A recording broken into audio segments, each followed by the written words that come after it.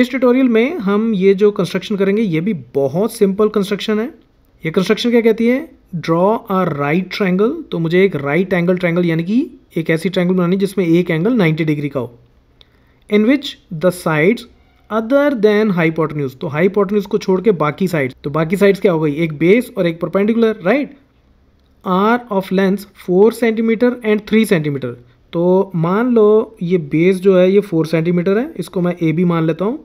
ये मुझे गिवन है 4 सेंटीमीटर, और जो परपेंडिकुलर है वो मुझे कितना गिवन है, वो मुझे गिवन है 3 सेंटीमीटर, ठीक है। और ये एंगल 90 डिग्री का है, ये 3 सेंटीमीटर, इसको सी पॉइंट बोल दो।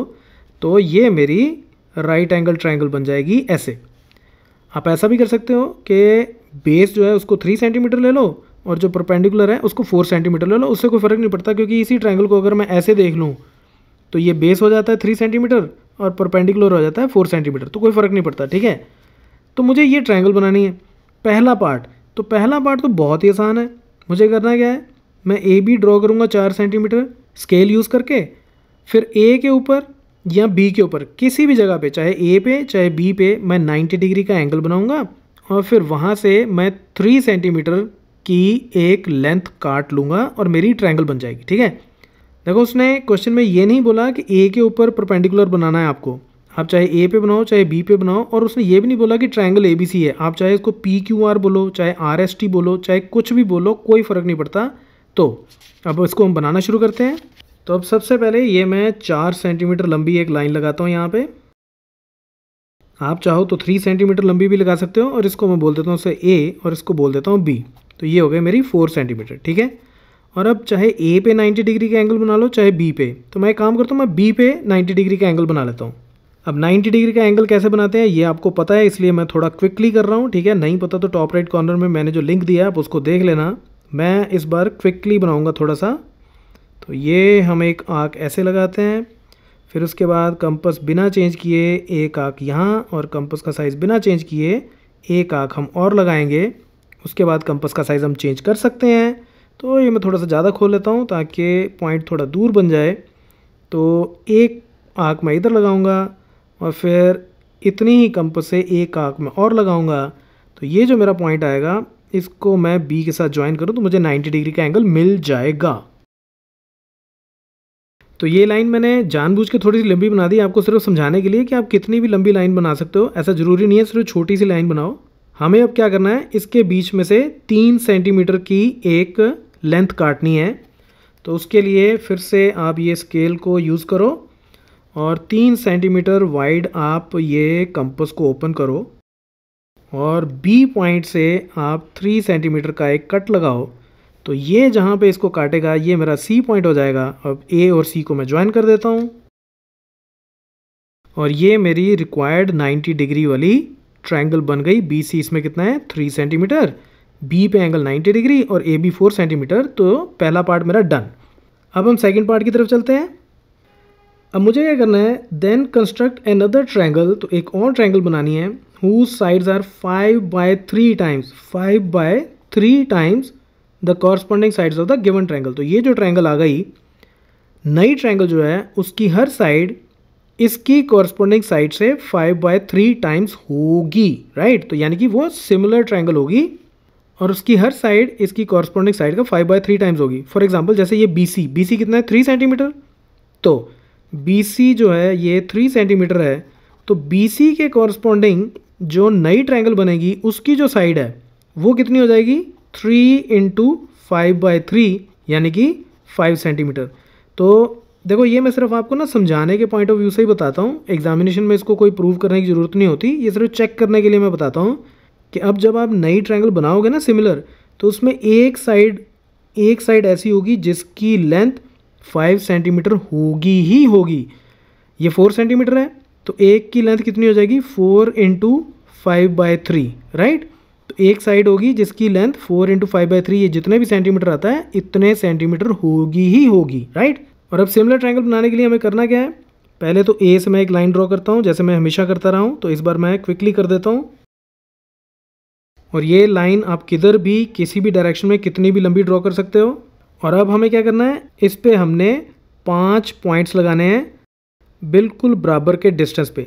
इन दोनों में जो भी बड़ा नंबर हो उतने पॉइंट्स लगाने होते हैं। तो पहले मैं पॉइंट्स लगा लेता हूँ।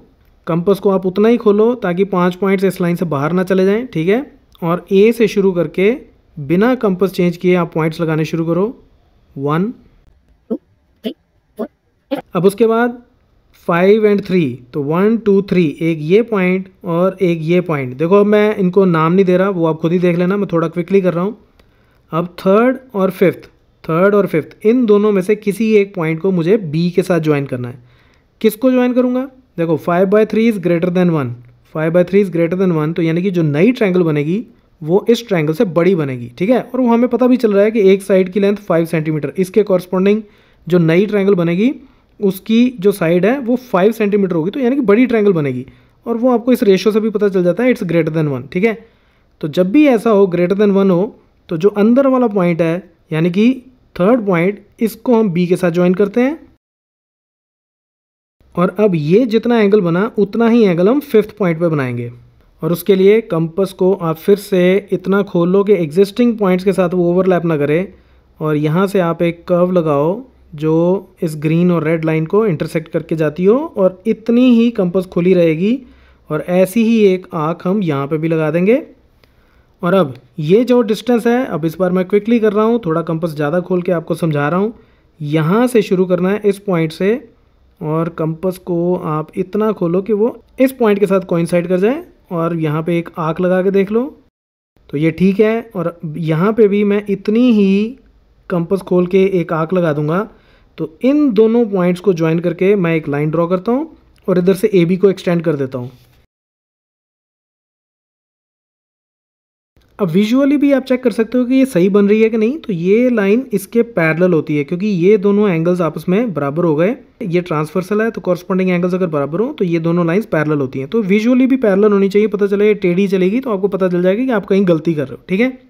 अब ये जो पॉइंट आया इसको मैं डी पॉइंट बोल देता हूँ, बाकी पॉइंट्स आप खुद ही लिख लेना, मैं जस्ट क्विकली कंस्ट्रक्ट कर रहा हूँ इसको। अब डी पे भी मुझे इतना ही एंगल बनाना है जितना बी पे है।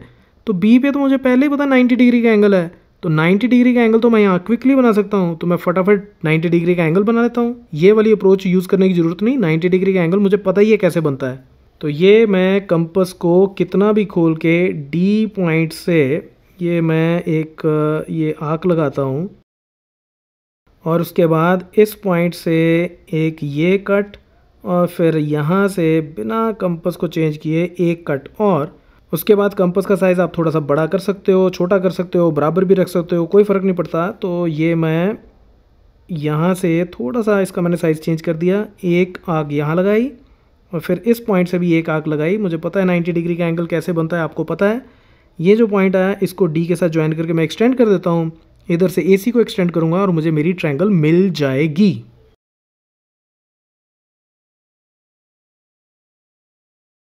तो ये जो पॉइंट ऑफ इंटरसेक्शन आया इसको मैं ई पॉइंट बोल देता हूँ। तो ADE ये मेरी रिक्वायर्ड ट्रायंगल हो गई। और अब अगर आप इसकी लेंथ देखोगे ना तो ये 5 सेंटीमीटर निकलेगी। ये मैं आपको चेक करके बता देता हूँ। तो ये आप चेक करके देखोगे तो ये 5 सेंटीमीटर हो गई, ठीक है। थोड़ा पता कई बार आगे पीछे हो जाता है, 1 मिलीमीटर, आधा मिलीमीटर, तो दैट्स ओके, उसमें कोई बहुत ज़्यादा फर्क नहीं पड़ता। लेकिन फिर भी आप मेजर करके चेक कर सकते हो अपने क्वेश्चन को कि आपकी कंस्ट्रक्शन एक्यूरेट आ रही है या नहीं, ठीक है।